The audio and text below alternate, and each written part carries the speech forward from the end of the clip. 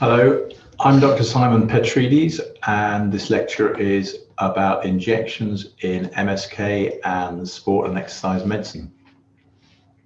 I'm the clinical director at the Blackberry Clinic in Milton Keynes, and the learning objectives today are to understand the variety of injections available, to appreciate the controversy behind some injection techniques, and to appreciate when they may be used, and to ascertain which may be useful for you and how to obtain further training. So the injections that we use can be divided into peripheral injections, which are listed there, and spinal injections.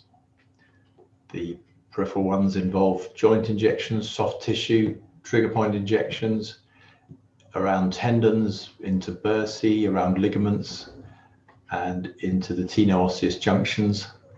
Also injections to dilate joints or strip the tenon from tendons with high volume injections. And they also include Dextrose prolotherapy and platelet-rich plasma. Spinal injections can be targeted at the facet joints, at the epidural space, at the sacroiliac joint, and also using Dextrose prolotherapy. We can also target the trigger points to desensitize them, and also use radiofrequency denervation or neurolysis. They can be guided with fluoroscopy, CT, or ultrasound, and may be done anatomically guided or blind, which is a way some people describe them. Here's just a demonstration of an ultrasound guided injection into the subacromial space, where you can see the subacromial space beginning to dilate with injection just above the supraspinatus tendon. So what might you have in your syringe? There may be nothing. You may be using dry needling or intramuscular stimulation or acupuncture. Anaesthetic alone can be used for myofascial trigger points, using usually a long-acting anaesthetic like bupivacaine, otherwise known as Marcaine. But we can also use anaesthetic alone for diagnostic injections, such as medial branch blocks. We can use local anaesthetic with contrast and saline or steroid for hydrodilation or tendon stripping. The steroid can be used on its own with a depot steroid such as triamcinolone, or a more soluble one such as dexamethasone. Hyaluronic acid can be used, which is a high molecular weight glycosaminoglycans in substances such as ostenil, Synvisc, and so on for lubricating arthritic joints. Dextrose prolotherapy, which is a hypertonic solution of dextrose, or platelet-rich plasma and autologous blood. Lots of options there. So with anaesthetic alone, we may inject it to desensitize trigger points. It can be used to desensitize the capsule of a hip to diagnose hip joint pain. It can be used in the AC joint before a match, or a ring block for a small fracture in a toe, just to get the athlete through a match. Medial branch blocks, as in the higher diagram here, showing a needle numbing or the medial branch of the posterior primary ramus, which supplies the facet joint with pain sensation. If anaesthetic can numb the pain for a few hours, then that nerve may be amenable to radiofrequency denervation. And ultrasound guided aspiration of joint effusions or bursae and cysts, etc., all just involve anaesthetic. The lower image there is a needle in a Baker's cyst. So how do corticosteroids work? Well, they interrupt the inflammatory cascade, prevent the permeability of the vessels, reduce the migration of white blood cells and macrophages,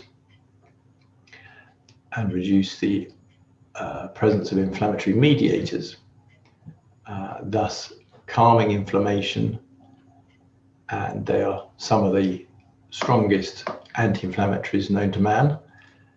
The short-acting ones are hydrocortisone, and the long-acting ones, the depot steroids, which are less soluble, such as triamcinolone, enkenolog, or depomedrone. So why would you want to use steroid injections? Well, inflammatory arthritis, such as rheumatoid, is amenable to injection. So are flare-ups of osteoarthritis, gout, frozen shoulder, any type of enthesopathy. Also, myofascial trigger points often have steroid injections or steroid in the injectate. Carpal tunnel syndrome, plantar fasciitis, and so on, ganglions, neuromas, trigger thumbs, and back problems. So the spine problems involve disc protrusions, radiculopathy, facet joint pain and degeneration, sacroiliitis or sacroiliac joint pain, and osteitis pubis, etc. So a lot of conditions are amenable to steroid injections. Now, hyaluronic acid, as mentioned, is a high molecular weight glycosaminoglycans, and it's found in connective tissue and in the brain, actually, but also in articular cartilage and synovial fluid, and in high concentration in cockscombs of chickens, from where the synthetic hyaluronic acid is manufactured. And it has rheostatic pressure properties. You may wonder what the air hostess is doing in the bottom right-hand corner, but it's only that air hostess is an anagram of rheostasis. So it's also a shock absorber and a lubricant and a metabolic medium or filter. We use it in knee OA or hip joint OA. In the knee, it's been well researched. In the hip, there's less convincing evidence. Some studies show it can be used in other joints, such as the first TMC joint or first MTP joint, or subacromial space or facet joints. There are some controversies due to the ambiguous evidence in some joints. Platelet-rich plasma may last longer in knee OA, but that remains to be seen. Hyaluronic acid is often used with steroid in the first of 3 or 5, up to 5 injections. There is a one-off thicker solution called Ostenil Plus, which can be used, which is just a higher concentration. These may need to be repeated every 6 months. There are often no adverse effects, but there is no actual evidence that there is any regeneration of cartilage after these injections. And it is possible to even use them around tendons, such as in tennis elbow, but with limited evidence. So during the break, this is a slightly shorter first part of this lecture. I'd like you to consider some of these questions about steroid injections. Do they destroy cartilage? Could they cause a rupture of the Achilles or the patella tendon? Do they actually work? Do they have a short-term effect? Are they painful? Are they just a short-term fix? Do you have to keep repeating them? Should they be the last resort? And can they cause osteoporosis, weight gain, and muscle hypertrophy? Could they cause a flare, flushing, menstrual irregularity, skin atrophy, or fat necrosis? Please consider these commonly asked questions to be answered after the break. So welcome back.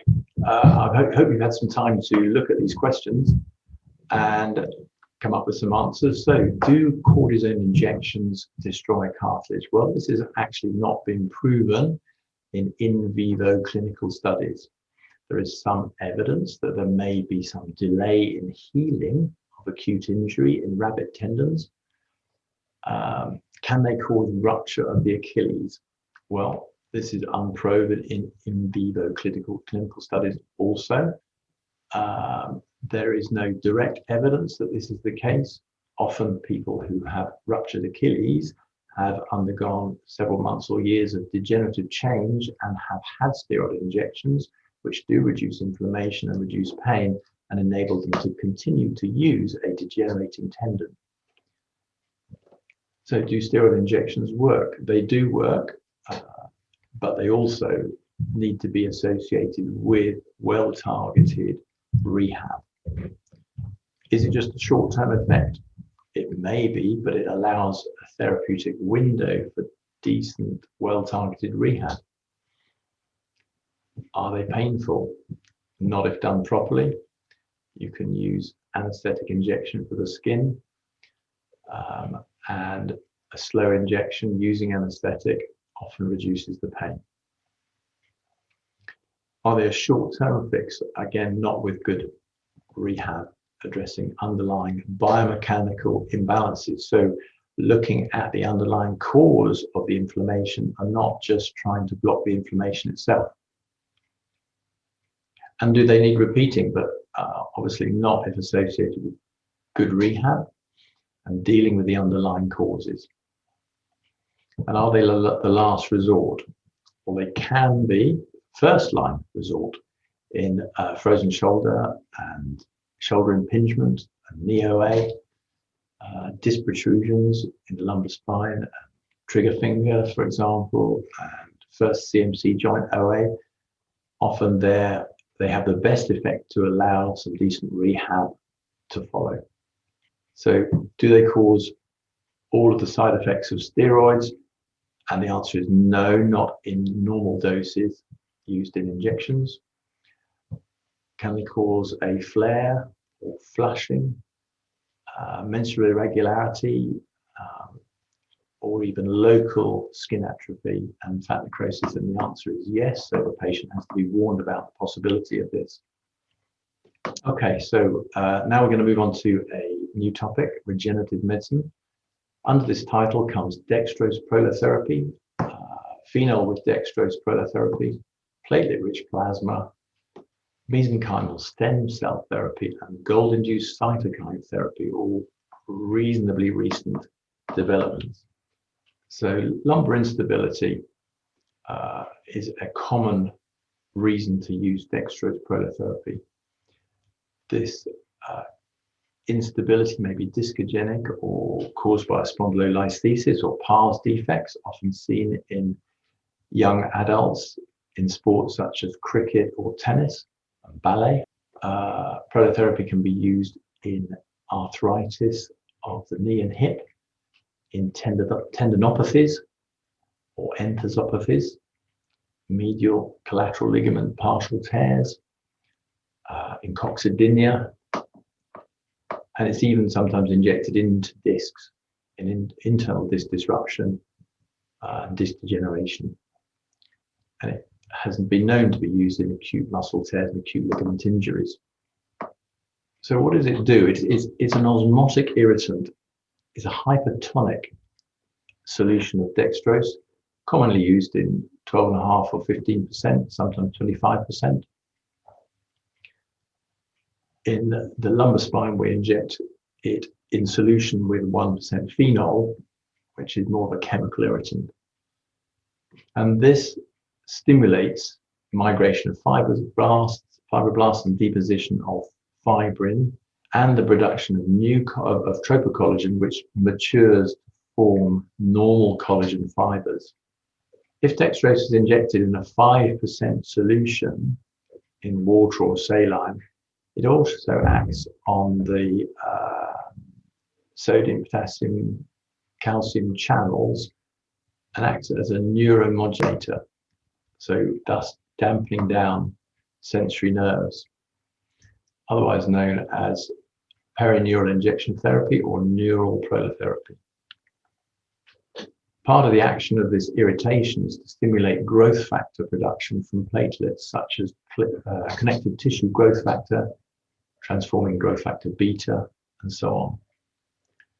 And the result is fibroblastic hyperplasia, and you can see a normal collagen fiber section on the left, and then on the right, the little black dots are the nuclei of fibroblasts, which have migrated in to start producing more collagen tissue. And it's been shown in biopsies that this does thicken the ligaments and collagen fibers, particularly at the tenoosseous junction. So we use dextrose prolotherapy in a number of conditions, particularly lumbar segmental instability and sacroiliac joint dysfunction, pelvic girdle pain and symphysis pubis dysfunction. And I did a lecture on this to BASM, which can be found on that link on YouTube. So other uses for it include neurogenic hamstring pain, which is quite a common thing that I see. Patients referred with hamstring tears, maybe playing football, but no obvious tear on MRI or ultrasound. These may respond to epidural injection, or recurrent ones may respond to prolotherapy. We often use dextrose prolotherapy in ankle instability and recurrent ankle ligament tears, in groin pains such as, and also symphysis pubis dysfunction, osteitis pubis or pubic overload, tears of the MCL, as I've mentioned, the Achilles tendon, knee OA. There's plenty of evidence now that it works in knee osteoarthritis against placebo or against normal physical therapy and exercise management. Tennis elbow, it can be used in first CMC joint, AC joint, sternoclavicular, any enthesitis, and also in the coccyx when steroid injections have been ineffective. There's some controversy over it. It has been available for 80 years. It's got a good safety record. There is some conflicting evidence, as there is in almost any treatment for low back pain, with poor studies or poor methodology in the trials, but there are 4 randomized controlled trials. 2 showed a positive effect. 1 showed it was effective, but the same as the controls, and 1 showed it did not have an effect. Many insurance companies don't actually reimburse for it. As I've mentioned, we often use 3 injections at 1 to 4 week intervals, and after 4 to 6 weeks from the end of the course, we can assess the full effect. It's really important to continue with lumbar stabilization via a physical therapy program to assist in support of the lumbar spine. And on average, when people ask how long it lasts, I say around a year, but there's a huge variation between a few months and several years. The most important thing, it is safe. It is cheap. It's relatively easy, depending on which part of the body you're trying to inject. And it appears to be effective in a number of clinical trials and studies. And is often now used quite early in professional sport in ankle ligament injuries. And although we often find ourselves using prolotherapy in the older players, it's not just older footballers who benefit, but any sportsman and often the armchair athletes. And as I said, not just in the sporting population. Platelet-rich plasma, or PRP, works by promoting tissue regeneration, a bit like dextrose prolotherapy, but it's mediated by the platelets, which are injected from your own blood, and platelets produce growth factors and cytokines, stimulating platelet-derived growth factor, transforming growth factor beta and cytokines, all producing an inflammatory cascade, remodeling the extracellular matrix, forming fibrin and new collagen. It's used in tennis elbow, knee osteoarthritis, of which there are some good studies. A recent good study on gluteal enthesitis showed that it worked better than steroid. It tends to last much longer as well and doesn't need to be repeated. There's not great support in studies for Achilles, patellar tendon, and rotator cuff, but it's worth considering. It seems to work in plantar fasciitis and in acute or chronic ligament tears. Sometimes it's used in muscle tears, but again, we don't use it on its own. We associate it with some good rehab. it is possible to aspirate the platelet-rich part of the plasma by hand, and it can be done using several different types of equipment. There are variable studies for demonstrating or describing different procedures and protocols. I won't go into the protocols. Some have single spins, some have double spins. Some will use a tube with citrate anticoagulant in it. Some will need refrigeration to produce varying multiples of platelet yield. This is a double syringe technique to aspirate the plasma from near the Buffy coat. A study in 2000, or a paper in 2019, described a high multiple of platelet concentration being obtained by using a soft spin followed by a hard spin. However, this is only one type of protocol. You'll see, as this paper described, this extract from a paper describes several different protocols from the first centrifugation at a very high speed with no second centrifugation, so a single spin. It's a single spin being used there, and resulting in varying multiples of platelet yield. So there's a lot of research still to go on platelet-rich plasma. Personally, I use a single spin, which is likely to result in 2 times the platelet yield, and I use a manual aspiration technique. So what we don't know about a PRP is what dosage we should use, the volume, frequency, interval, number of injections, etc. How you extract the PRP, whether you use citrate, what speeds of spin you use, single or double. Should you activate the platelets using coagulants, or you just use the soft tissue that occurs within the injection itself? Should it be leukocyte rich or poor? Should it be refrigerated? So anyway, there's no evidence for the clinical effectiveness or higher effectiveness with high concentration of platelets. So high volume injections can be used in the Achilles or the patella. Here on the left is an axial section of the Achilles tendon with the needle just deep to the Achilles. And it's often a 2-person technique, as you can see here, using saline, lidocaine, and steroid with a high volume of injection, hopefully stripping away the near vessels from the anterior portion of the Achilles, thus reducing pain. Shoulder hydrodilation, often used in adhesive capsulitis, traumatic capsulitis, or refractory frozen shoulder after a simple steroid injection has not worked.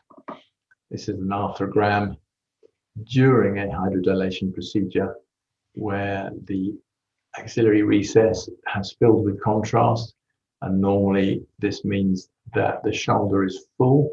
Sometimes you'll see the bicipital groove being full of contrast. Sometimes the procedure becomes particularly painful and it's curtailed. Either way, this demonstrates that the capsule is full and the distension has had the desired effect. We often use Marcaine, triamcinolone, and Omnipaque. Here's another contrast picture of the same thing.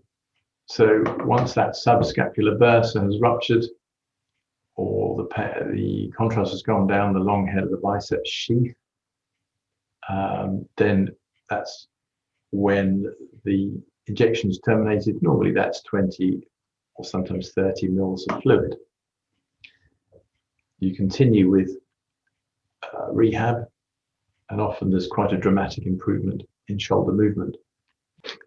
So regarding WADA and drug testing, corticosteroid injections are not banned, but if they're used intramuscular or intravenous, then you need a TUE. The route and dose must be declared by the athlete, since routine testing is done also including corticosteroid testing. It is the player's responsibility to declare what they have been treated with. And that's called the self-declaration. So it's important as a practitioner that you provide all the information about the injection to the athlete. Dextrose, Prolotherapy and PRP are not actually tested for. They're not banned. They're not detectable, but it's always sensible to notify the athlete what you've injected and the dose. Local anesthetics are not banned, but it's important again to notify the athlete. Dextrose Prolotherapy is not banned and not tested for, but just notify the athlete. So there's a few pages of references here. I suggest you look at some of these. There's some great studies that give you a few hints on the use of regenerative medicine, Dextrose Prolotherapy, PRP, and some more controversial views from opposite opinions. And as usual, more research is needed. So many thanks for listening. Goodbye.